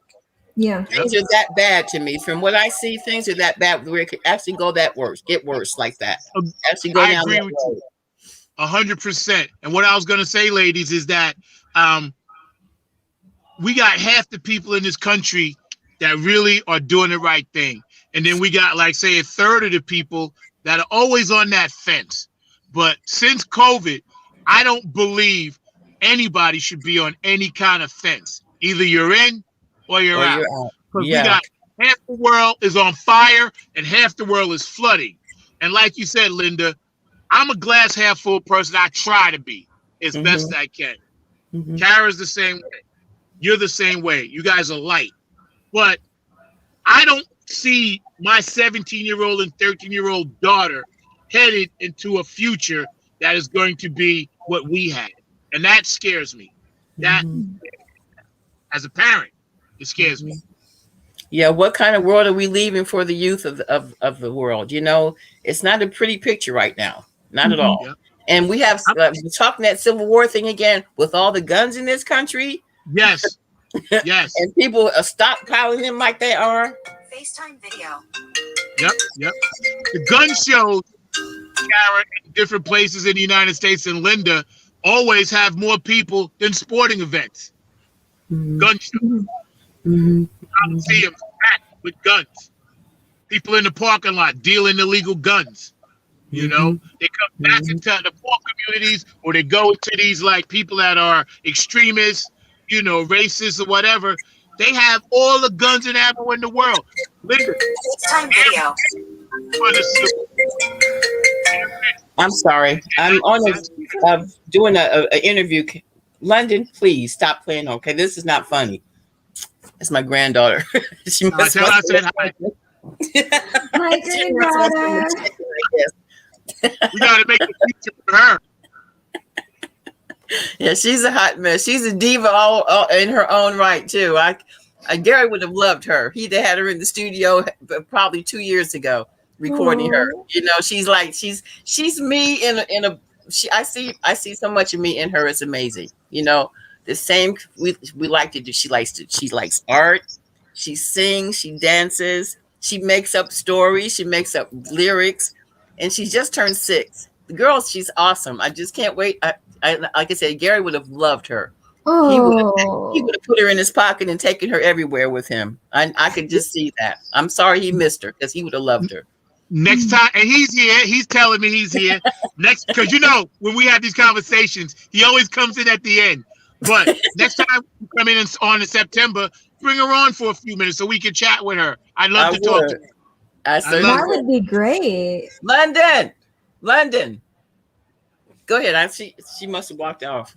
She's probably pouting because I didn't answer the phone call. She's in the house with you and she called you? Amazing. That's what I said. She wanted some attention. She was looking in my face and I'm looking at my phone and I'm like, who is this calling me? Then it was FaceTime. I said, London, are you actually calling my phone? And you're standing right in front of me. I love it. Got mad and walked out the door. I love it. That's amazing. Karen, Linda, we're about to end this show, but before we go, I'm going to give you ladies the last word on something. To our audience out there, we're all suffering from PTSD. Heck right? yeah. Karen, you go first. Linda, I'm going to save the last word for you. Cool. Going forward, what advice, Kara, do you have for our young people out there and old people suffering from this PTSD thing? Be honest about it. Get real with yourself. Know that you have it. Know that something inside of you in some way, whether it's personally, mentally, emotionally, even politically, you know, whatever your, demons or shadows that are fighting you extra hard more than usual are saying what has come out, be honest that it even exists. Because if you don't, then, it's just bringing on what's been going on globally. It's just making it worse. So just do your part and be accountable for just the fact that you just have stuff you have to deal with, and be kind to others dealing with their stuff. You don't get to judge, you get to be there and help them keep accountability for themselves, but you don't get to judge. And don't judge yourself. And I think if you just go along those lines, that's a good starting point for sure. For me, I think it's about dialogue. We need to talk. When we see people going down the wrong road, maybe it's time to sit down and have a chat with them and see if we can maybe come up with some ideas or something to make them maybe think about something a little bit more intensely. We always need help. Everyone needs someone to talk to, someone to vibe with, someone to give you a push, especially in the music business. If you can't do it by yourself, like I said, you need a tribe, you need a village to get that going, especially if you're serious about it, because you can't do everything by yourself and you're always going to need some assistance. And sometimes it just helps to talk. Let people know what you're thinking. If you're worried about something or something stressing you out, or you need somebody to just make you feel better about yourself, talk. Put it out there. What's the worst that can happen? You might get some information that you need. Amen. You know, hanging out with you guys is just a dream for me. Not as a man, but you guys are my heart. You guys are my friends. I love you guys. I ride or die with both of you. Hey, Karen, same here, dude. Same here. Linda, I got you, boo. Trust me. Gary Yeah, always so comes nice in to the meet you. I can't wait till we get the chance to talk again. I think y'all Yes. should stay If in you touch. don't mind, real quick though, Linda, is it Yep. okay if I just, or I don't know, I'll be happy to let Zach give you any information if you ever want to reach out, because I'm not going to be all in your space, but I would. Hey, girl, I'm my just space is so your honored space. to just All know good, you. no problem. Zach, give her my number, and I can or text me hers, and we'll keep in touch for sure. You know why not? Thank I you. feel like I met a new friend.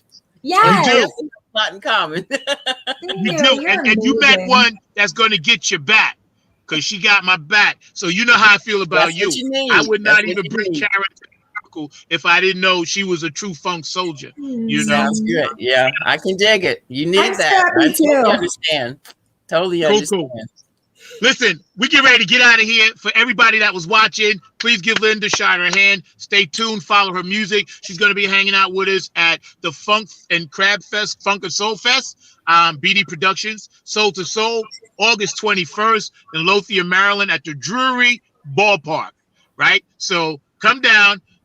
Besides all the great legends that are going to be there, Trouble Funk, and also Naphead Funk Army. I think we start about 2:33, so get there early. It's going to be on time. A lot of crabs, and I hope y'all come down and get your crab on, because you know I love that. Linda, I'll intend amazing. to. I'll be in touch with you. I'll see you in a couple of weeks. Kara, let's roll out and get out of here. Thank you guys for hanging out on Funk from Zach, the by the Front. way, did you find any rehearsal space available? I forgot to ask you. Yes, I did. We're going to the East Coast place. Yeah, thank you for that. And Mike, he No did problem. get back to me. Yeah, and he told me what happened. So I'm sorry, Yeah, people. that was kind of deep. Yeah, see what I'm talking about? The hate, right? The man doing something good, and you trying to hate on his equipment. Uh-huh. Crabs in the barrel. Always. I told you, like I said, there seems to be an epidemic of that as well. Yo, Linda, there's a song right there for you and I to write. Crabs in the barrel. Yep. All right? Crabs in the barrel. On behalf of my lovely co-host and my guest, you guys have been great. Thank you for hanging out on the front seat. We're going to get out of here, and you guys stay in touch. All right?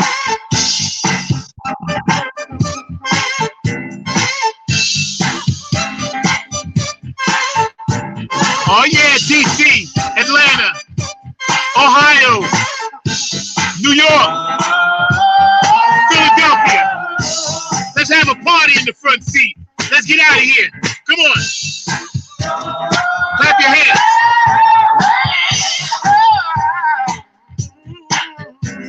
West Coast. What's up, Angela, baby?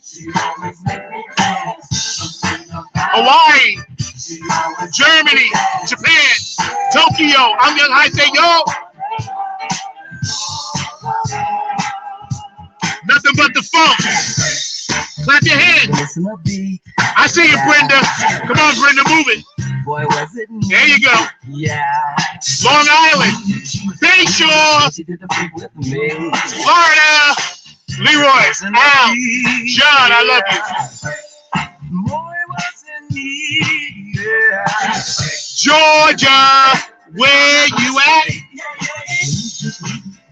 Party in the funk from the front seat, 9 on the grind TV.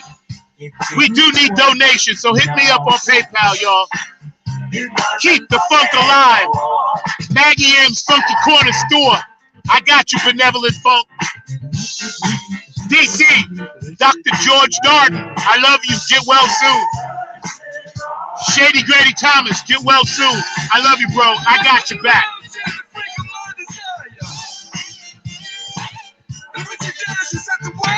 Funk from the front seat. Special edition. Special thanks to my guest, Mr. Ken Frank, and all of his funky memorabilia. He'll be back. We'll get it right, Ken. Oh, yeah. Kentucky. Minneapolis. What's up, Vanessa? What's up, Amaro? I love you, bro. Woo! Yeah. Special shout out, Keith Jackson. Special shout out, Angel Salerno. I love you. Thank you for your support. Helping Nappy Head. K&N Jams. Nancy, I love you. Heidi, my booking agent, I love you. Heidi. HJ Entertainment. Philly Phil. Gabe. Robin. Larry. Funkster. Jones. Special shout out, Honeybee. Something. Woo! We love you, Gary Shannon. Oh, yeah. I'm getting ready to get out of here. Thank you for joining me on Funk from the Front Seat. I'll see you soon. And don't forget, y'all got to hit me up for them free tickets. David Brooks got 2 today. Hit me up. I'll get you some free tickets. Leave it at Will Call with your name. Come on down to the Funk and Crab Fest. Whoa!